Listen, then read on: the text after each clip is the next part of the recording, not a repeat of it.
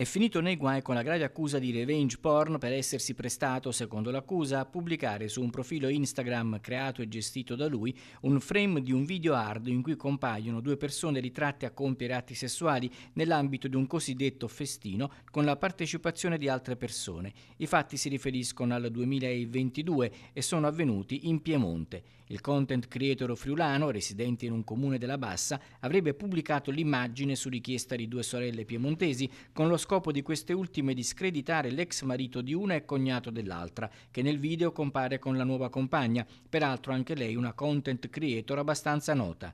Il video, che era già finito integrale su due siti di contenuti a luci rosse, era diventato virale in quanto il content creator friulano, in una diretta sul profilo Instagram in cui compariva con il volto coperto da una maschera, aveva fatto i nomi dei partecipanti al festino, oltre che pubblicare il frame del video.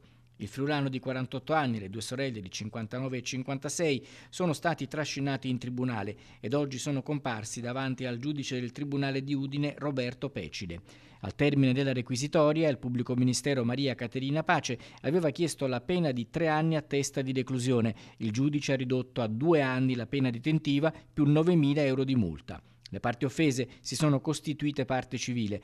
Nell'arringa di uno dei due avvocati delle parti civili, nel descrivere il modus operandi del content creator friulano, si è fatto riferimento come termine di paragone a quello di un famoso personaggio noto per la diffusione di gossip su personaggi famosi. Tra la documentazione prodotta di scambio di messaggi fra i 3 imputati è comparso anche il nome di un famoso cantautore italiano con cui la donna presunta vittima di revenge porn avrebbe avuto una relazione.